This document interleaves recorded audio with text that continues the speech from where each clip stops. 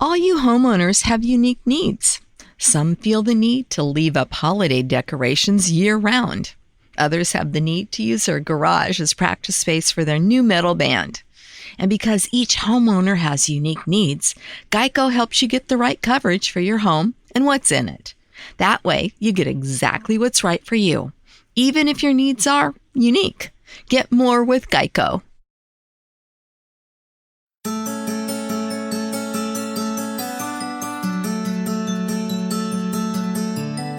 Hey, y'all, welcome back to the Don't Mom Alone podcast. I'm your host, Heather McFadden, and this is the place where I get to walk alongside you and connect you with people and resources so you know that you don't mom alone. And in this episode, number 515, I get to connect you with three moms, Carrie, Kate, and Adrian. I also have a boy sitting right in front of me, a young man now, who grieves his place in the world, who's trying to figure out where he fits as he straddles neurotypical and neurodiverse so acutely. I refer to grief in terms of autism as paper cuts. And I wish I could tell that new mom and dad that one day you're going to wake up and the grief is completely erased from your life. It's simply not the case. It's just the sting of a paper cut. I think it's a first. I have three guests, and what makes this even more exciting, it's kind of like we're showing you how to live out Don't Mom Alone, because these three women have a commonality of mothering children on the autism spectrum, but they have very unique experiences, which is so great. I feel like as moms, we don't have to all be the same to be in community. So today, Carrie, Cariello, Kate Swenson, and Adrian Wood are here because they all got together and wrote a book called Autism Out Loud that covers a huge variety of the joys and challenges of parenting a child who's been diagnosed with autism or neurodiversity. And so today we're barely going to scratch the surface, but we're going to cover the hidden and unexpected grief of special needs parenting, how autism can magnify stress in your marriage, how these diagnoses can impact sibling relationships, the joys and the hard, and what these women really need from their friends and family. If you are a friend of someone or family, this is where you listen in. You lean in, you turn it up, you pay attention. Please connect with them through the links in our show notes, but let's get right to it. Here we go. Okay, y'all, we have a full house today. I'm going to welcome Kate, Carrie, and Adrian to the Don't Mom Alone podcast. Welcome, everyone. Hello. Hello. Okay, y'all. I know there's a lot of voices in your ear right now, so we're going to break it down. I'm going to have each guest introduce themselves real quick. So we're going to start with Kate. Would you introduce yourself to the listener? Absolutely. Hi, everyone. I am Kate Swenson. I am the founder of Finding Cooper's Voice, and I have 4 children, ages 14 to 3. My oldest has severe nonverbal autism, and we live in Minnesota, where it is currently minus 5 degrees right now. And I have to tell you, it feels like 0 in Dallas, so we're not much better down here. I'm just saying. I've like pulled out a blanket. I thought, oh my gosh, what is happening in my house? We're not used to that down here. Welcome, Kate. Okay, Carrie, introduce yourself. Hello. My name is Carrie Cariello. I'm married to a man named Joe, and we have 5 kids ranging in ages from 22 to 16. Our second son, Jack, is diagnosed with autism. He is finishing his 3rd year in a residential community with a lot of academic and life coaching and supportive scaffolding, but he's doing it, and he is really taking these great steps towards independence. Love that. Love hearing that. And Adrian, last but not least. That's right. The other Southerner in the crowd. I didn't know people from Texas said y'all so much. Well, I don't know. I took it on. I'm actually from Indiana. It's just, Oh, I've been here long enough. It's kind of cool. You think of like where you are as South, and then you're like, oh, there's more South. There's a lot of South down here. Yeah. Mm-hmm. Adrian Wood, I am in the snowpocalypse. We don't get snow but about every 15 years, and we have snow today. So school has been canceled for the rest of the week. It's big time. I live in very rural Eastern North Carolina, which is pretty much where I grew up, and have 4 children as well. And my littlest, Amos, has autism. He's 11, and in fourth grade. Just day by day is what we're doing, day by day. Yeah. That's a 11 is a sleeper stage anyway. I mean, moms all the time reach out to me like, "What's going on with my 11-year-old?" It's a Ooh, it's one of those you expect teen years and you expect toddlers, and then you're like, 11? Really? I thought we were easy breezy at 11. Anyway, well, welcome y'all to the show. And if you were listening, you caught on that each of these moms has walked through mothering a child who's been diagnosed with autism. And my first question to you, because I've been hearing it differently, and I was a speech language pathologist, and we used to teach child first language. So we used to teach, I'm treating a child with autism, but I'm seeing more often people say autistic child. Is this a new trend? Is this an identity thing? And what do you recommend, whether the person listening is a friend of someone who has a child who's been diagnosed? What's the current trend? Does anyone have you want to raise your hand? Go jump in. I don't think that conversation around the language is new. It Okay. crops up from my son was diagnosed 20 years ago. And I remember a lot of that sort of back and forth about which is the best way. I've always said has autism. And now, as I have a young adult, I follow his lead. I've never heard him say, I'm autistic. He says, I have autism. Okay. Okay. Because I've heard some adults now who've been diagnosed are speaking out and they're like, no, I am an autistic male. And like, so I right. guess that's a good thing to follow as they get older, their lead on how they want to handle the diagnosis. And I'm like you, Heather. I was in school as an early interventionist basically 30 years ago, and there was no ambiguity. It was, you never would have called somebody autistic. The You would have said, diagnosis first as like yes, a it was adjective. always. Yeah. So it must have changed somewhere in that 10 years. Then Carrie had a Jack, because there was no question of what you said. Yeah. I think that I've just seen it go back and forth, and I was curious if y'all had a clear answer, but it sounds like not. The clear answer is to follow your kid. So where I'd love to jump in is for the mom who's maybe it's a recent diagnosis for her. If we could just give her space, and since we have the three of you and you've found each other and connected, to kind of identify with the grief that's associated with special needs parenting in general, and kind of meet her there. Like if each of you could kind of share that journey for yourself and where you are now. So Kate, you want to start? Yeah.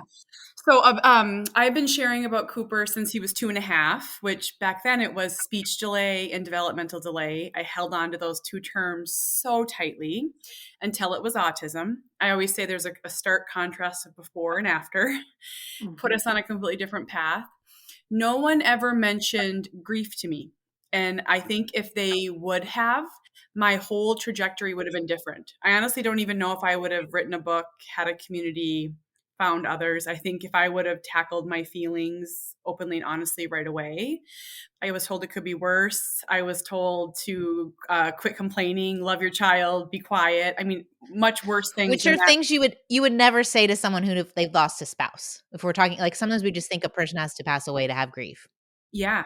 But you would never say that. Yeah. Never. I talk about the grief associated with special needs parenting so openly and honestly now, sometimes to my own detriment, I think, because people don't like to talk about grief. Grief is uncomfortable and grief is messy.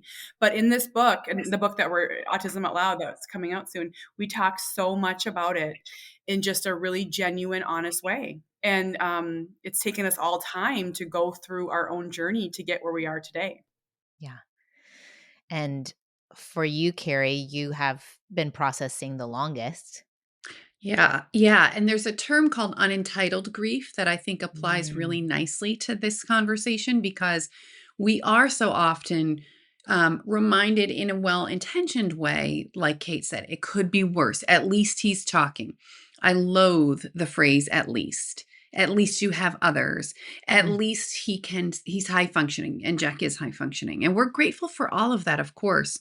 I also think there's a concept of grief that's so beautiful. We think of it in terms of what we've lost. and not what's sitting right in front of us. So, yeah, I've lost the boy that might ever play Little League or, all of that kind of stuff. I also have a boy sitting right in front of me, a young man now, who grieves his place in the world, who's trying to figure out where he fits as he straddles neurotypical and neurodiverse so acutely. I refer to grief in terms of autism as paper cuts. And I wish I could tell that new mom and dad that one day you're going to wake up and the grief is completely erased from your life. It's simply not the case. It's just the sting of a paper cut. I still feel it when I see someone Jack's age talking to a girl or having such ease in his or her limbs because Jack is constantly in motion with stimming and things like that. So grief is a perpetual antagonist. And I think once you let that land, it becomes less of controlling over your emotional state. That's super helpful. Adrian, do you have any thoughts on this topic? Yeah, I think I come at it from a different space. And in the book, I talk about, so I lost my only sibling, my older brother, to cancer. And so I had a real experience with grief at a young age in a way that I just didn't, I was 15. I have a 15-year-old daughter now and a 19-year-old son. So I watched their relationship and I adore it because mine ended then. So when Carrie says she doesn't like the term at least was something that I told myself when I was grieving autism because I kept saying, at least it's not cancer. So for me, it helped me to acceptance because I had known this other grief. And I was saying, I have this little boy in front of me he's not going to die and he's healthy and he's amazing. And I'm going to feel sad, but I'm going to be thankful at the same time. Because people talk about comparative grief, like don't compare grief, but it's interesting to consider comparing your own griefs. Yeah. I had never thought about measuring it with your own experiences. So that's interesting. Yeah. I mean, and it reveals itself with each of your story, how uniquely we all are as women, how unique each of our journeys are as moms, whatever diagnoses cross your path. And I think one of the coolest parts of this Autism Out Loud book that's so special is that it comes from 3 unique mom perspectives and shows that you can bring all of those experiences together, that collective, and build community, which is what my goal is with Don't Mom Alone, because so much isolation happens. So much isolation happens, and even more so when you have children that are neurodivergent or with any kind of unique needs or that sets them apart from the typically developing child.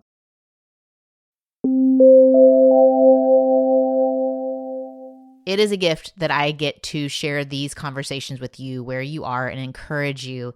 And I'm thankful I can do that because of amazing sponsors like the ones coming up. And the first one I want to tell you about, I'm so excited about because here's the story, Morning Glory. I just had a birthday. I'm not quite 50, but my age is showing in the most unexpected place, my neck. I think it was on a video interview, or maybe I saw some random picture that my kid took without me knowing. And I was like, what is going on with my neck? And here's the thing I discovered that's going on. The skin on my neck is thinner and it's more delicate and it's less oily than my facial skin, which means it needs special care. Go Pure to the rescue because they sent me their revolutionary Tighten and Lift Neck Cream. Y'all, not only is it a clean product, cruelty-free, paraben-free, sulfate-free, it is super effective. They're telling me that if I use this, the proven active ingredients in this advanced formula are going to give me visibly firm, smooth, and they're going to rejuvenate this delicate skin on my neck and on my décolleté in as little as 4 to 8 weeks. I'm so excited. What's so great about Go Pure is they have this firming complex that targets the uniqueness of your neck while nourishing and strengthening my skin. So I get this more lifted, youthful look. And They have so many other products you should definitely go check out. With over 1 million jars, though, of this Tighten and Lift cream sold, the beauty secret is no longer a secret. And for a limited time, our listeners get 25% off of Go Pure with the code DMA at checkout. Just head to gopurebeauty.com/DMA, use the code DMA, and you're all set. After you buy, do me a favor, when they ask where you heard about Go Pure, tell them it was from my show. And I love that the next thing I get to tell you about is the second product I use in my routine. It is from Purity Woods, and it is another clean product. And Purity Woods' mission is to provide the cleanest, most effective, healthy aging and longevity products available. They're USDA certified, organic, non-GMO, free of anything artificial. And what I love personally is how they leverage the wonders of this amazing ingredient, maple leaf extract. Not only do maple leaves contain anti-inflammatory, antioxidants, and hydrating properties that can soothe your irritated, inflamed skin, they also plump, brighten, nourish it, and smell amazing. Their age-defying Dream Cream is a game changer. I put it on in the morning. I feel fantastic. I smell it and I feel really, really good. If you're ready to detox your skincare routine of all those hormone-disrupting synthetic chemicals, you don't want to compromise on results, and you don't want to spend an arm and a leg, definitely try out Purity Woods Age-Defying Dream Cream. And with every order, they make a donation to One Tree Planted, which is an incredible nonprofit that plants trees in need areas like forests that have been affected by wildfires. So you're doing something great for your skin, your health, and you are helping plant a tree. Honestly, I've never seen a skincare product of this quality at this reasonable of a price point. And thankfully, the good people at Purity Woods have a special coupon code specifically for my listeners, so you can try it for yourself for 27% off today. Just go to puritywoods.com/DMA, enter DMA at checkout. That's PURITYWOODS.com/DMA, or enter DMA at checkout.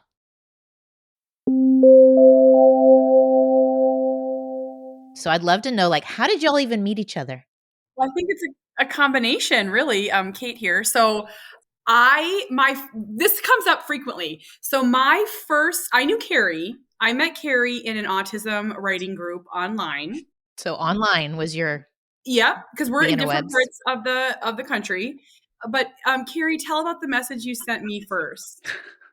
Yeah. So again, our universes collided, but just to set context, I'm in New Hampshire, Kate's in Minnesota and Adrian is in North Carolina. So we're really very spread out. We've only been the three of us in the same room together 3 times. Yeah. Feels like more. It feels like a million because we're very, very close knit in terms of texting and phone calls.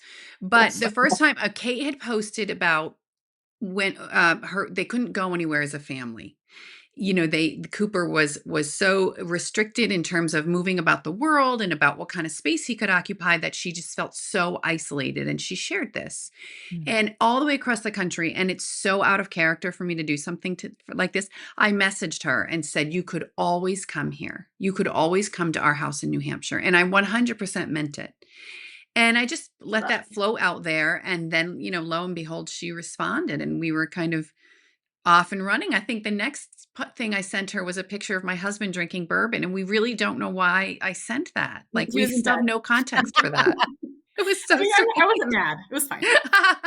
And then my next memory is I had just finished running on the treadmill and I came upstairs at this house many houses ago and I looked at my phone on Facebook and there was this woman doing this ridiculous live reading a letter about a hate mail letter that she had received from this woman named Sasha Fierce. And I can still see where I was sitting and I just, and I fell in love with Adrian. I don't know who contacted who first, but I was like, I have to be your best friend. I mean, it was just, I laughed out loud. I think I had seen your viral video and was like, wow, she's awesome. But because I just went through my Facebook messengers and you sent me the first message. What does it say? It says, I've officially been approved to do fan subscriptions. Eek. Oh. It's like being on Donkey Kong. Donkey Kong. I don't know what that means. I don't either. I wish I did. And so that was 2019, January 8th. But I think we talked on the phone somehow. I'm sure I harangued you. And then Kate said, would you like to come on and do a live with my friend Carrie Cariello? She's this beautiful writer. She has 5 children. I think you'll like her. And we did. We did a live together. That was my first ever live because these two are much more into video than I am. Yeah. They do a lot more video than I do. And that was my first live. And I remember being so nervous. And the minute you go live, Heather, in my house, now I'm I'm more accustomed to it. Somebody will flush a toilet. Like, I promise you. Or your dog will start drinking water. It's relatable. time. It's relatable. This is what the people want. Give the people what they want. They want to know that you're a human. Yeah. But what I hear in all of this is risk and invitation and vulnerability, that there's something, I think, when you do have a child and you are at a place of suffering or challenge, that you're willing to, like, I hope if you haven't yet, put yourself out there.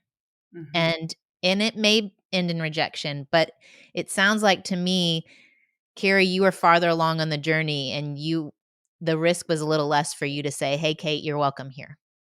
And so then if you are farther in the journey and you see that mom who's newer in her walk with autism or whatever it is, hey, you're welcome here.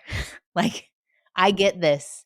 This is my everyday as well. And so I love that you modeled that, and then take the risk with the DMs, okay? Like, if you don't have it in person, like there aren't people in your actual city, a need can still be met virtually. And let's redeem the internet a little bit with that, That's what y'all modeled. So I love that too. Well, Heather, I'd just like to say your, Not Momming Alone podcast is fantastic, because where I live, I don't have one other mom friend of a child with a disability that lives here. I had one with a different diagnosis, but they moved 3 hours away 15 years ago. So I don't have anybody, but I don't feel alone. And I spoke recently, and a mom came up to me afterwards, and she said, I have no one.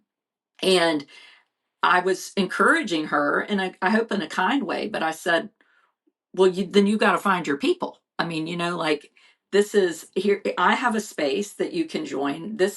I don't have people by accident, I needed them. I knew I needed them, and we do need each other. Boy, we need each other. But it takes a little bit of a step and a little bit of an intention. And I always tell people, look in the therapy waiting room, look in the places, if your child's in a school that has supportive services, like, there are other kids there that have parents. You see who you like. Who spilled the Cheerios? This is a friend story. She was on a play date, and some of the kids spilled goldfish, and she got nervous what the mom was going to do, like get mad at the kid or whatever. And the mom reaches down and picks up one of the goldfish off the ground and eats it. She's like, that's my person. I like that. That's me. They're people. The people that you need. So I love all that.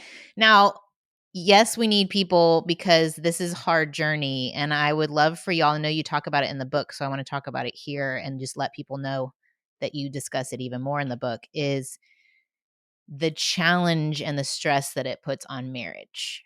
Because we're talking about not doing it alone, and you have a built-in spouse to walk through with it. But going back to grief, we all grieve differently. We all handle stress differently, and the added stress on a marriage can have significant impact. So who wants to go first on that fun topic? I probably write the most, I guess, about marriage for whatever reason. I've been married for 26 years.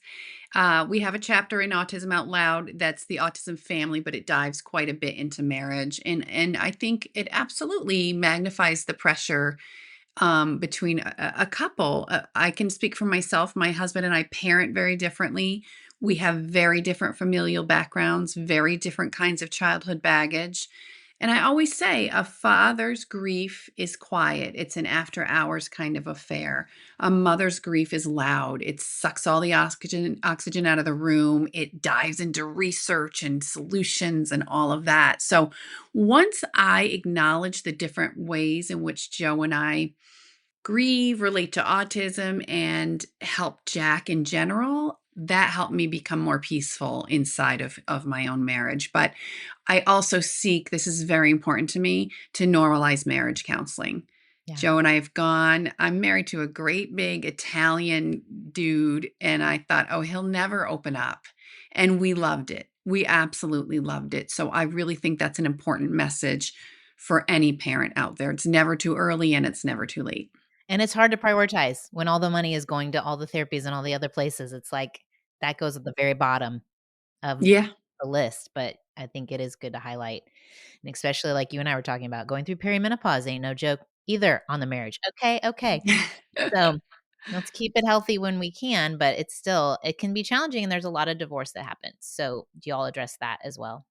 I think also when you're really in the thick of it, sorry, Kate, I just want to highlight when you're really in the thick of it, like Kate and Adrian are right now, it's so hard to imagine one day it may not only, a lot of people won't have an empty nest in a traditional fashion with kids like ours. For the past 2 nights, it's been just Joe and I for dinner. Mm, And I'm grateful we kept the fabric of ourselves together because I don't know who we would be otherwise. it's very, very wise. Very wise. Anybody else have thoughts? Yeah, I'll add in there. So for me, it took a long time to accept that my husband wasn't my autism person. And Okay. so and this can really reach out to many relationships in your life. Your mother, your sister, your best friend, they might not be able to be what you need them to be with this. And I expected my husband to cry with me and get angry with me and storm into the Medicaid office and fight with me, and he is this chill, relaxed dude. He's so calm. I have a joke in my first book that if the house was on fire, he would sit down, he'd be like, let's take inventory, calm down. And it drives me batty. But I really carry the autism weight in our family. I carry the worry. I make a lot of the decisions, but he is a doer. And so he will bring Cooper to his appointments. He's a wonderful father. He's amazing. He pushes Cooper in a way that I can't. And Cooper is actually better behaved for him. I mean, aren't most children? So for their dads. But it took me probably 12 years to realize that he wasn't that person for me. And we could still be happy and in love and have a healthy relationship, even though he wasn't. I'm at a new point, Heather, where I was on a live the other night, and my mother-in-law died about a month ago. My father-in-law is now living with us. He's almost 89. Mm. And somebody said, how is it having your dad here? And he said, well, it's like having two Amoses. So I think when I think about our book, Autism Out Loud, really, it might not be autism. It might be having an elderly parent. It might be 100 different things that are changing your life and your marriage. And I think my biggest trick, or with us, we laugh a lot. We've always said, and we're kidding, but we're like, we're not getting divorced because no one wants custody of these people. And he said the other day, well, I mean, now we've really secured it. Like we're out. But we laugh, and laughter is like, this is a group effort and a team effort. And in our house, we got a hot tub. And so the hot tub is a great place to escape because one, my father-in-law is freezing, so he doesn't want to go outside. And two, Amos is scared of the jets. So it's really become our like kind of hangout spot. Like, let's get in the hot tub and we can hide from these people. Anyway.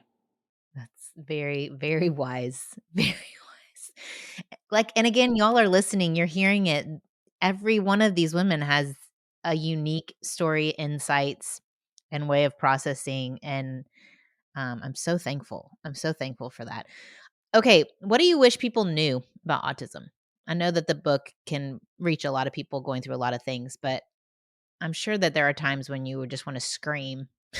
Like, what would you scream to people? And we'll say it nicely here. Ooh, can I go first? Yes. So Kate said this to me the other day. She said, if there was one thing I wish people knew is that it's not about my being a bad parent. Oh, interesting. Yeah. So, and I think it's because we have these platforms. So we're kind of putting ourselves out there like a golf ball to get, smacked. But if we say like Amos is on his third bowl of Fruit Loops, we'll immediately get like, well, you could tell him no. I thought you were going to say something about food coloring. I was like, someone's going to Oh, I judge mean, something. if they can say it right, Kate, is that a good segue into our Yes. conversation? Yes. Yeah. Mhm. You could tell him no. And you could say, hey, you want to come over here and tell him? Because Well, I I'm just choosing wanna my battle scream, on this one. like, do you think that we haven't thought of that? We have 4 and 5 children. Like, do you think that I haven't thought to try no? Do you think we're all just running amok around here, like, naked, eating Fruit Loops? Like, what do you think? Makes me mad. Yeah. I think Cooper was stripping all the beds in the house, and somebody was like, "You should tell him not to." I Have was you like, thought "Oh, about telling oh him my no? gosh, that is so smart." What? Why did I I think about know. that? I Oh, know. man. I know. I read a post yesterday where the woman said, all I needed from my mother was a look, and I knew I could not have a meltdown. And I remember, I mean, a look would have never, ever stopped Jack. Would have made it worse, I'm It And I sure. don't would know have. that that's healthy. Like an attachment theory, I think that's probably a red flag Yeah, that you froze, that you're like so scared you're not even allowed to talk back. right. Yeah. I used Mhm. to get pinched, just a little tiny little pinch. And I mean, one time I like touched Amos. I didn't even pinch him, and he was like, "Did your kids? You're hurting Oh, me," yes. And you're like, I mean, my neurotypical kids did it too. It's like, oh my gosh, I'm not hurting you. So dramatic. Yeah. Yeah. Yeah. I wish people could understand that, autism, I say this a lot, the moment where you stand won't last forever. Mm. And we've had some tough moments that lasted longer than I would have liked, like puberty and adolescence was a bit of a challenging phase, but it really does change over time. And it's something I have to remind myself too, that Jack at soon to be 21 is going to look a lot different than Jack at 28. Mm. And the progress, I compare it to stair steps. You jump up and then you kind of stand still for a while. And it's in those plateaus where people get the most frantic. Yeah. But I remind myself we always jump again. Carrie with these phrases. I see where the writing comes from. Y'all, okay, I get it. I mean, that's good. That's hope language for all of us in every life is changing. Things do change. They are not stagnant. That's very helpful. Okay, so we wish people knew that you're not just being bad moms. You wish people knew that you're not the stage you're in isn't it forever. Kate, did you have anything? We're at the stage now, Cooper's 14, and people are really nice to 2 and 3-year-olds who are acting, I'm air quoting, naughty here or being challenging. When they're 14 and he's as tall as me, it's a much different story. And I wish people understood how hard and challenging it is for Cooper to live in a world that doesn't understand him. And he is truly doing his best. I'm not saying that as a Pollyanna thing. He works so hard. Imagine not speaking the language. I always say, I mean, he can't communicate. He can't say he's thirsty or his foot hurts, or although the other day he did stick a Nerf gun bullet up his nose and he did tell me ow. So to the ER we went. But then you're like excited. You're like, wow, language. I know. But Oh my ER. gosh. Okay. I was Yeah. so proud of him. And Yeah. and we had a successful trip to the ER. It was great. And it took 14 years for one of my children to put something up their nose. So I think I am like, I mean, look to me for parenting advice. That's good. That's good. You win the award today. But I just, we are working so hard to navigate this world, and we have 3 other kids that we want to give typical lives to. And I'm telling you, every day is hard. How do we do this? How do I get Winnie to therapy and dance today? How do I get Sawyer to baseball when Cooper can't do this or that? And so I always just, as cheesy as it sounds, I always just ask for grace. Please know that I'm working triple time to do what so many others are just taking for granted. And I'm not looking for sympathy. It's hard.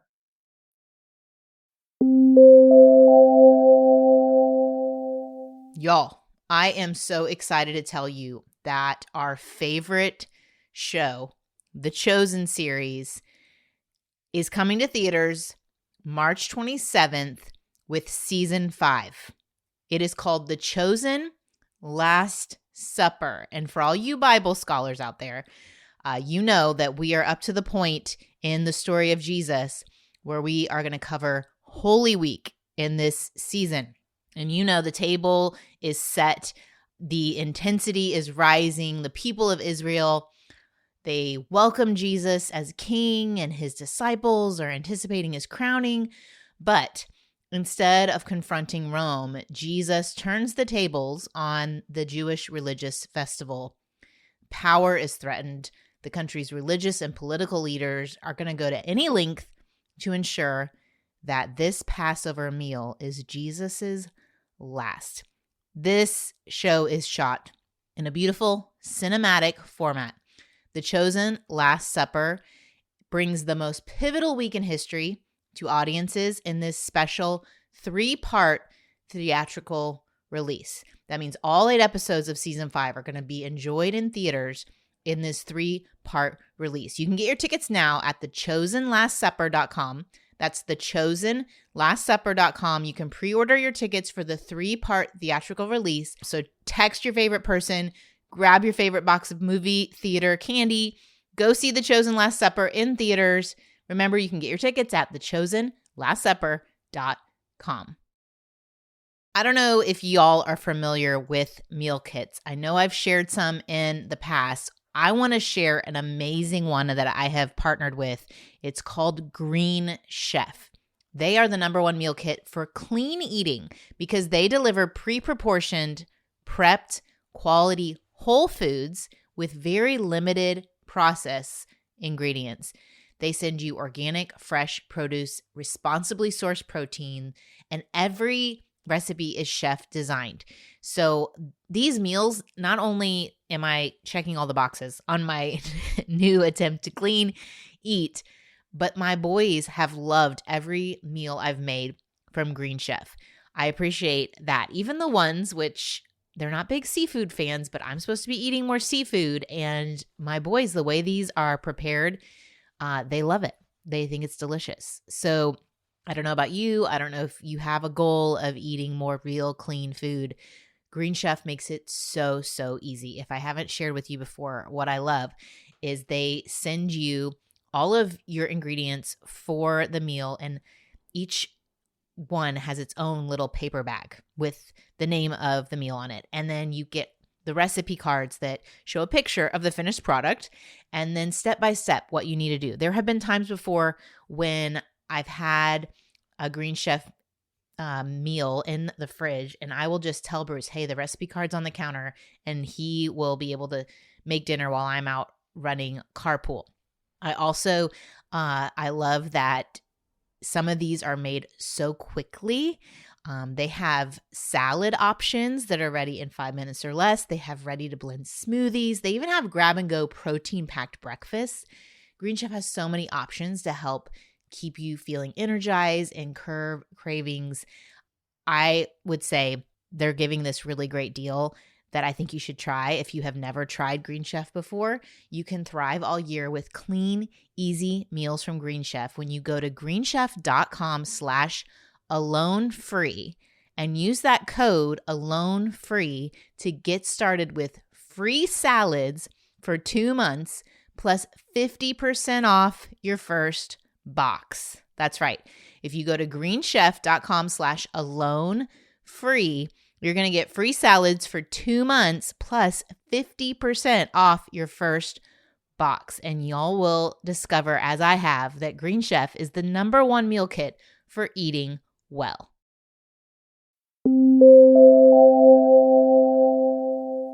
You mentioned the siblings, and so I'd love to pivot into that. Like, we always say, you know, there's a reason you have this brother, because we have some neurodivergence in our family. And there are things that are growing in you. And I even see like they each have a unique relationship with that brother. What have you seen? Like, what are the gifts that it's given your neurotypical kids? I know we all know it's going to be challenging for them, but what are the gifts that you've seen over the years? Well, I like to tell new parents that are way behind me that as daunting as an autism diagnosis can be, and it is, in some ways, we chose to look at it as an opportunity to redefine our family. In many ways, similar to Cooper and Amos, Jack brings us back home. He wanted family dinner at night. He had a menu board and he spelled everything out. He waited for everybody to come back from where they kind of spread throughout the day. And people ask me a lot, what services did you get for Jack that really got him where he is today? What therapies and all that. And I always say, you're raising a whole child, and a whole child does not spring up out of a conference room or an IEP meeting. So really think about what you want this kiddo to understand. For us, it was how to forgive someone, how to cheer someone up after a bad day, how to buy your cousin a present when she has a new baby. And so I think that just rippled over all of our kids, and they came away with some of these soft skills that almost serve them better in life, in my opinion. Are you saying as you were breaking it down for Jack, then your other kids were learning as well and you may not have taught them? Exactly. Because mine are so close, we had 5 kids in under 6 years. They Oh were my I gosh, everyone, a moment of silence, please. know. Oh my When gosh. I look back, we just looked at some video that we dragged out, and I remember thinking, "Please let me look happy. Please don't let me look, like, exhausted." But, absolutely, we moved them around the world like a little tribe, and so they certainly gained the same knowledge and lessons that Jack did. That's interesting. Yeah. Kate or Adrian? I always say autism's a family diagnosis, and I don't mean the genetic component. I mean autism affects every person in our family differently. And much like Jack, Cooper's our nucleus. So he loves to be home and safe, and we just orbit around him and come and go to hockey and horses and dance and all the different things. And he's here waiting. He loves when all of his people are together. Whenever we have a party, a birthday party or something, he stands at the window and he signs more people. Just it's like the sweetest thing ever. But one thing that I didn't know that did surprise me is I thought once I went on my own grief journey with autism, I was done. Like I was literally like, nailed it and I'm done. I didn't know that each of my children would have all these big feelings. And I have a 12-year-old who's very close to Cooper. I just shared about this last night. And I think the reason that they're so close is because we gave Sawyer a space to ask any question he wanted to and have any feeling he wanted to. And so he asks, am I going to be an uncle? Will Cooper, will I ever be older than Cooper? Will Cooper live with me? Who's going to care for him after you die? He's asked all these questions. And I think it's really forged this bond between them. And I have no doubt that he will be very involved with his brother. But we just really gave that space to ask and share. Even it was scary. Like as parents, we always want the answers. We don't always have them. It's okay. And I think I think what I love about our book is that we're very different. We live in different areas, and we have these different birth orders and different skill levels. So Amos, I kind of think, falls between Cooper and Jack, and he's the youngest of 4, where Carrie's son is second and 5, Kate's is first and 4, and Kate and I have talked about in the past, like at 11, Amos is the last child at home, right? And they're gone. Where Cooper is going to have, I can't remember, how old will he be, Kate, when he goes away?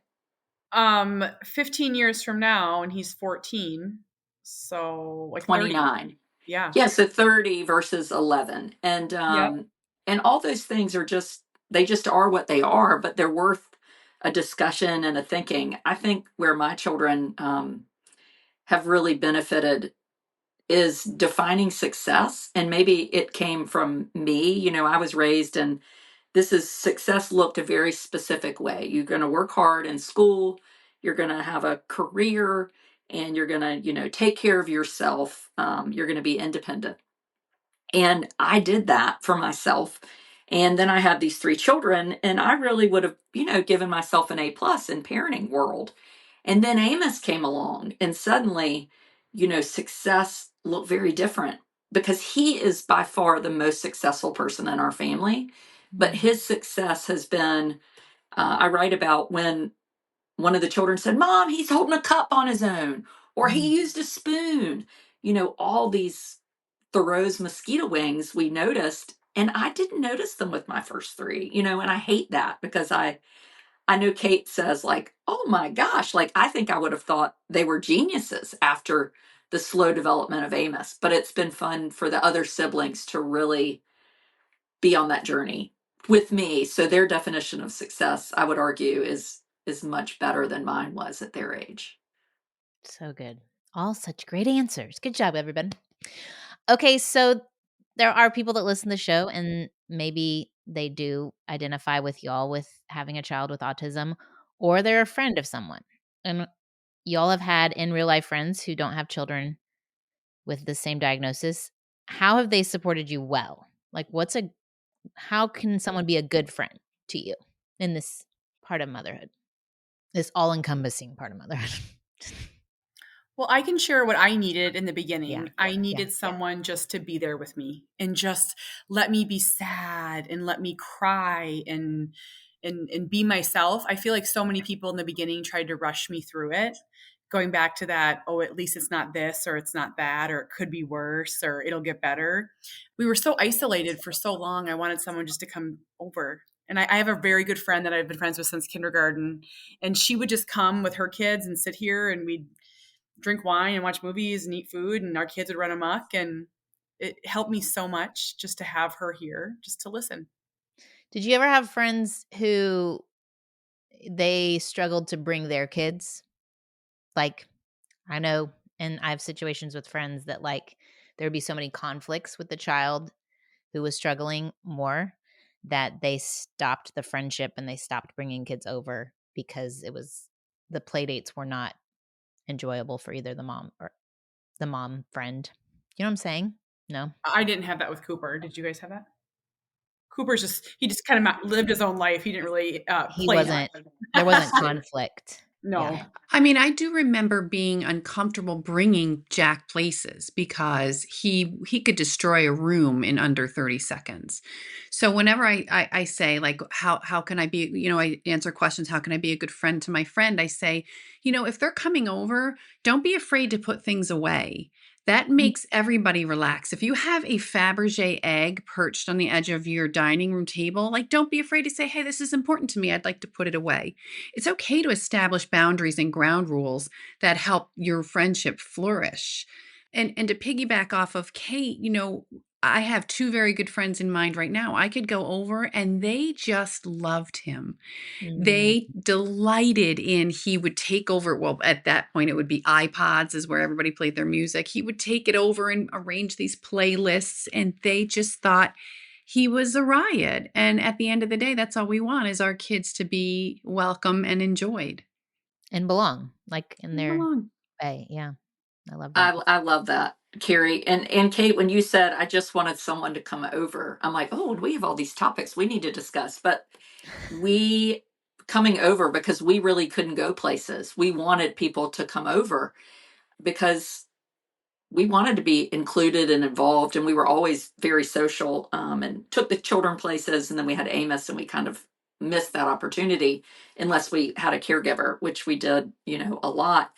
But I think for me now, Amos wants to go to other people's houses, and I have a couple friends, and my one friend keeps her old trains under a table, and if I went down there right now and said, do you want to go over to their house, I mean, he would be like, he could suddenly be able to put his own shoes on.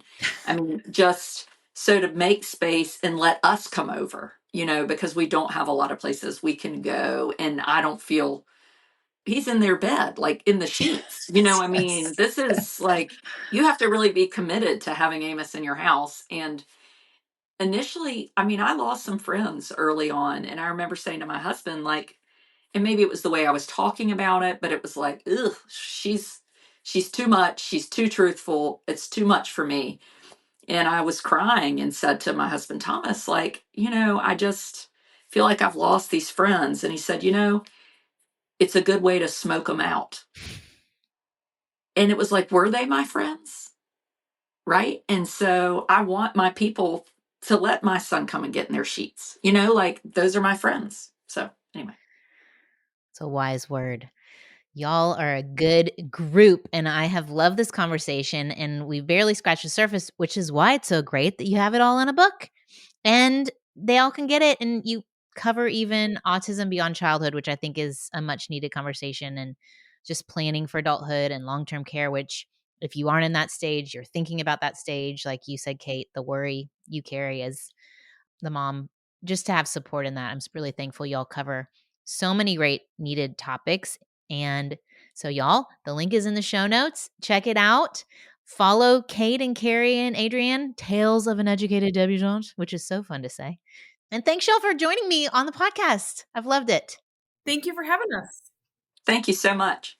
Thank you. Okay, my hope when we make these topic-specific episodes is they encourage the person who is believing a lie that they're the only ones. And we know it's not true. On paper, we see statistics, and yet it can feel that way if people in our community are not experiencing what we're experiencing, no matter what the thing is.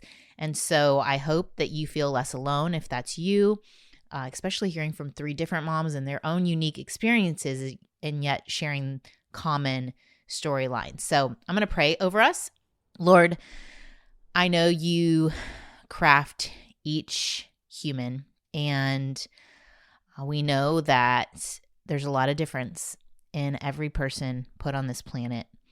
I pray, Lord, that as parents and as family members and as friends, that we can love and embrace and reach out to and support those who are in our paths, who are walking through some hard things right now, whatever that hard is, whatever that grief is. Lord, I pray that we can be people who can be with others in their hard.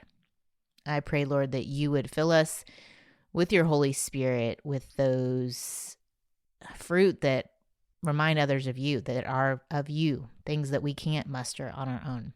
Peace and patience and kindness and goodness. And I pray for the mom who's listening, whose child is providing a lot of challenge today, that she would be present in this moment with you, that she would feel your delight over her, and that she would not project onto the next stage or what this is going to look like in 3 years, but in this exact moment, she could feel your pleasure and your love and just your embrace around her. Give her the energy and the strength for the next hour. In Jesus' name, amen.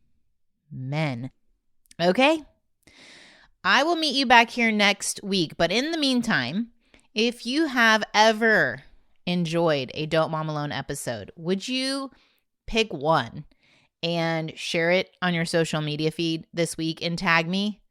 That would be such a big gift to me. I don't really often ask y'all to subscribe or to do anything in return, but that would be a huge blessing to the show.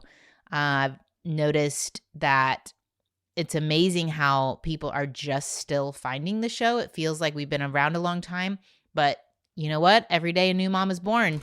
And so if you could share for that mom, that would be a huge, huge gift to me. And always, always, always sharing with your close friends. So, all right, I'll see you back here next week. Bye. I hope you enjoyed this episode of the Don't Mom Alone podcast. If you're wanting to connect with more people and more resources to help remind you that you're not alone, head over to don'tmomalone.com. That's where you'll also find show notes with any links mentioned by our guests. Most importantly, I want you to know the good news, the great news that you're not alone because God has promised to always be with you. With faith in Jesus Christ, the one who died for you and rose again, Jesus said when he left, he was going to leave a helper, a comforter, to be with us. God in us. Moms, that's superpower. So while you're washing dishes at your kitchen sink, while you're driving to and from work, while you're feeding that baby late into the night, while you're cleaning sticky floors, God promises to be just as present with you as when you're worshiping in a church pew.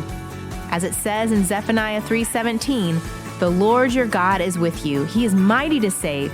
He takes great delight in you. He will quiet you with his love, and he will rejoice over you with singing. Now that's good news. Have a great day.